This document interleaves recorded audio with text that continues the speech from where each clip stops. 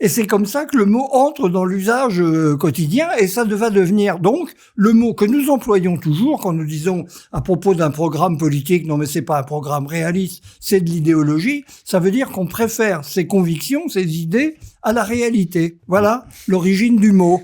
Et derrière, le grand choc qui mettra le mot au pinacle, c'est le marxisme. Et en particulier, non pas tant Marx lui-même, parce que il y a bien sûr ce texte fameux de 1845 qui s'appelle l'idéologie allemande, mais on ne le connaîtra que bien après, dans les années 1930, publié d'ailleurs par les soviétiques, au moment où Marx est l'auteur fondateur du régime bolchevique et où donc il faut s'appuyer sur des autorités. Mais en fait, l'homme qui va vraiment lancer le mot dans l'usage, c'est Engels, le compagnon de route, l'ami intime de Marx, qui, je pense, est le vrai responsable de cet usage du mot où idéologie devient quelque chose de beaucoup plus élaboré pour désigner l'ensemble des discours bourgeois, qui sont destinés à légitimer l'ordre social bourgeois, précisément. Donc, ça va donner cette formule résumée fameuse, l'idéologie dominante n'est jamais que l'idéologie de la classe dominante. La classe, en l'occurrence, possédante. Voilà, ça c'est la base de l'emploi du régime, de la notion, pour qualifier à la fois donc un rouage extrêmement important, là pour le coup, du fonctionnement des régimes libéraux bourgeois. Et à partir de là, il y a eu un parcours de la notion qui est devenu très général, au point qu'on a pu parler, par exemple, d'idéologie religieuse. Tout ce qui ressemble à des idées dans le fonctionnement des sociétés en général à travers l'histoire devient de l'idéologie. Et on peut donc qualifier d'idéologie toutes les formations intellectuelles diverses qu'il y a dans toutes les sociétés.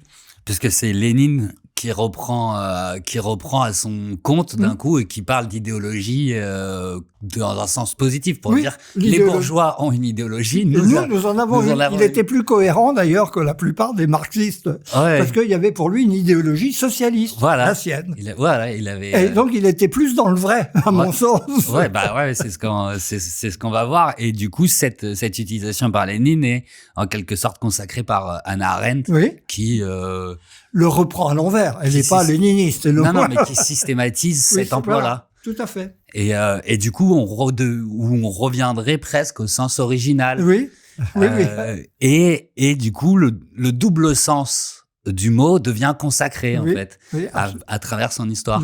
Ce qui est quand même, ce qui est fou, que le mot ait été dévoyé puis retrouvé son sens. C'est une histoire assez originale qui méritait d'être racontée un peu en détail, j'ai trouvé.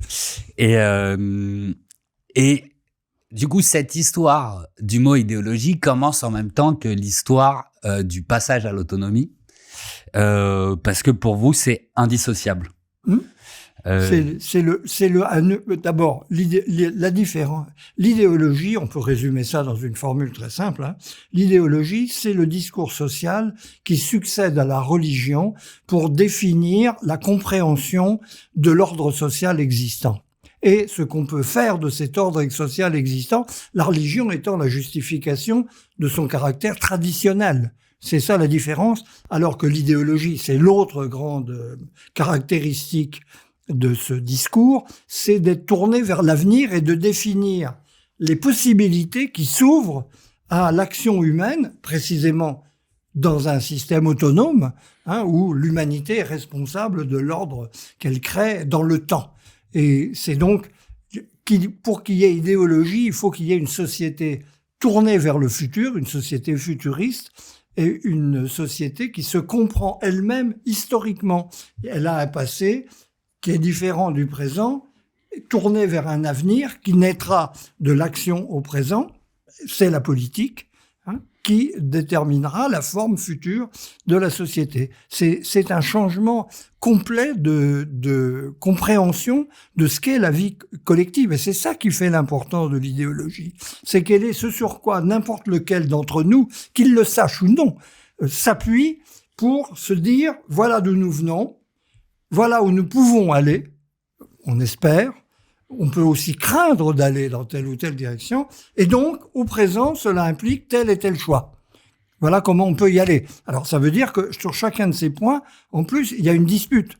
Parce que la science du passé a beau être scientifique, dans une certaine mesure, elle est très ouverte. Les choix politiques sont très ouverts eux-mêmes, et l'avenir, après tout, il est inconnaissable, donc on peut spéculer à son sujet, mais on ne s'accordera jamais sur une définition de l'avenir. Je pense pour que nos auditeurs puissent bien comprendre en profondeur votre idée, il est important de revenir sur qu'est-ce qu'est l'hétéronomie et l'autonomie et cette transition. Et ça a été le sujet de votre précédent ouvrage.